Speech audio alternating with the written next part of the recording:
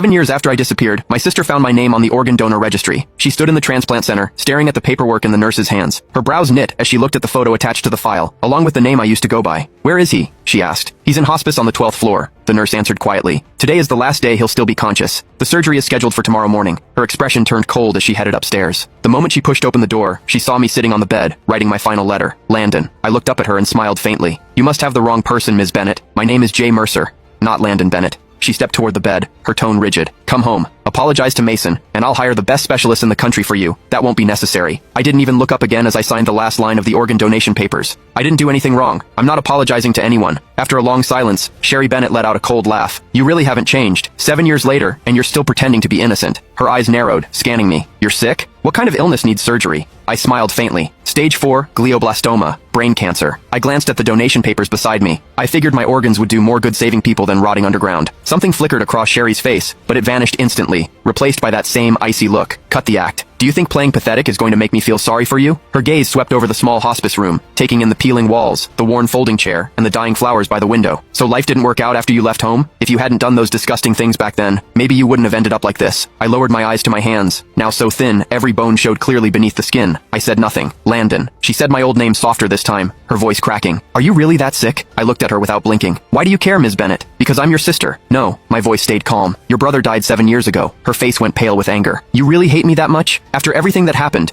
Are you seriously pretending you weren't the one who enough?" I cut her off. "You didn't come here to dig up the past. Say what you actually came to say." She opened her mouth, then hesitated, completely speechless. I gave a soft laugh. "Let me guess. Mason needs a new liver, doesn't he?" Sherry didn't answer. She didn't have to. The way her eyes avoided mine told me everything. I leaned back against the hospital bed, laughing under my breath. "So, that's it. After 7 years, he finally remembered he had an older brother. Today, you came here to ask for my liver?" "Not ask," she corrected sharply. "It's your duty. You agreed to donate before, and Mason needs you again now. He's your brother." I stared at her, amused by how ridiculous she sounded. "Sherry, when you kicked me out 7 years ago, why didn't you remember I was his brother then?" "That was your own fault," she snapped. "If you hadn't done those horrible things to Mason, if you hadn't framed him, I never would have kicked you out." Her voice shook with fury. "You're still lying. Still acting innocent. You think disappearing for 7 years erased what you did?" I slowly closed my eyes as numbness spread through my chest. Even now, she never doubted him. To her, I was always the villain. "Please leave. I need to rest." She grabbed my shoulder hard enough to hurt. "Listen carefully. Mason needs your liver." I opened my eyes, looking at her calmly. "Then he can wait for someone else. My organs are already promised to strangers." Her whole body shook with anger. "How can you be so heartless? Mason saved my life back then.